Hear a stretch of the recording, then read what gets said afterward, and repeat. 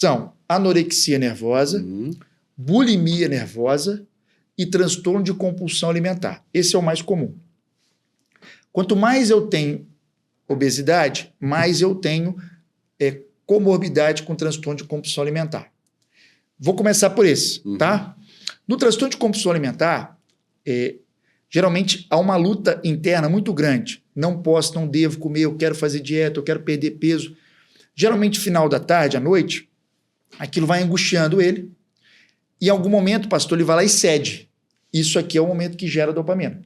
Então, ele tem um prazer e isso fica registrado em memória afetiva no cérebro. Ó, é só você ter aquele comportamento que você sabe que você alivia essa sensação.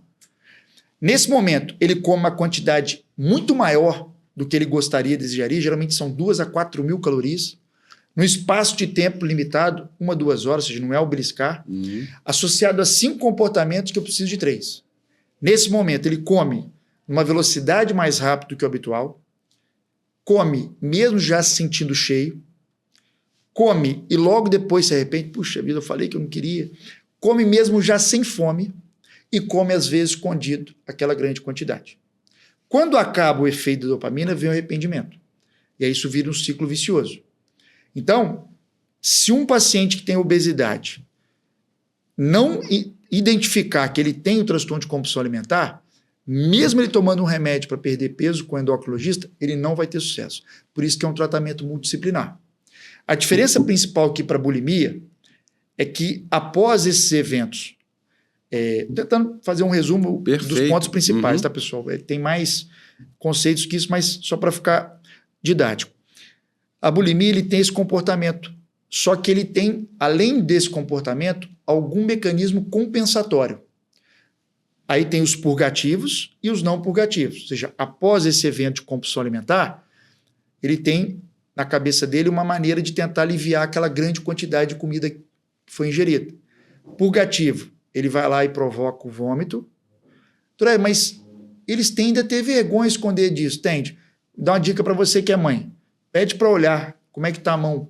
Geralmente é mulheres que têm, mas homens também, jovens. Por quê? Existe um sinal chamado sinal de Russell, que é o quê? De tanto provocar o vômito, vai encostando a arcada dentária aqui no ossinho. E aqui vira o quê? Vira um machucadinho, vira daqui a pouco uma inflamação. Aí você pergunta ao paciente, e aí, os episódios de vômito? Não, parei.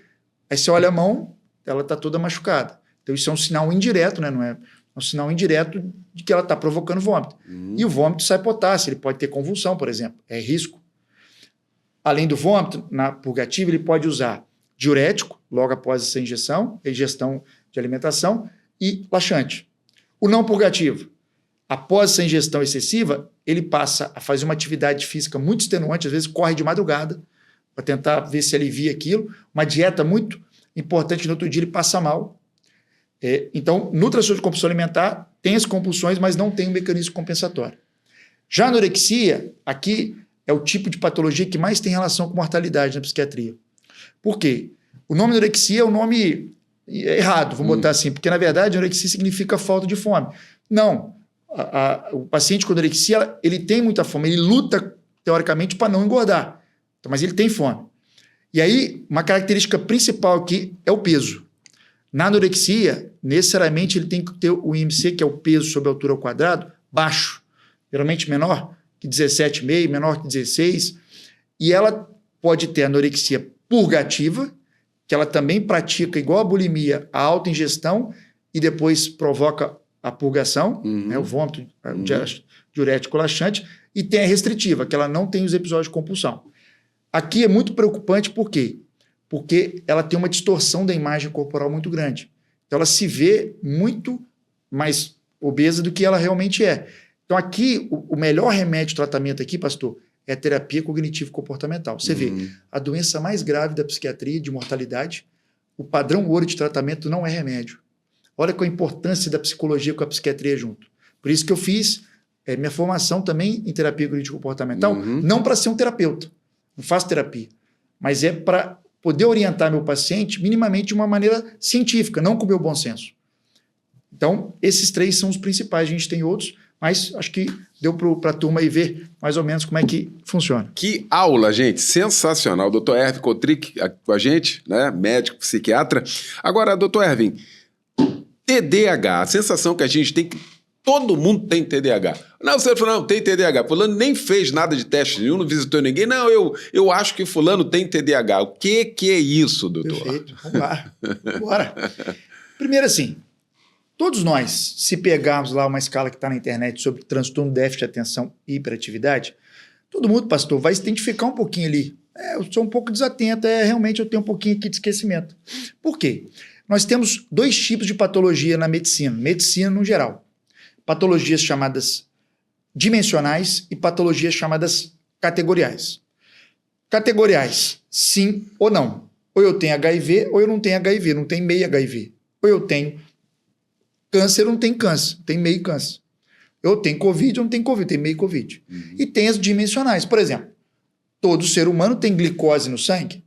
Quando ela está dimensionalmente acima de 126 no jejum, pode se configurar uma doença chamada diabetes, mas todo mundo tem um pouquinho.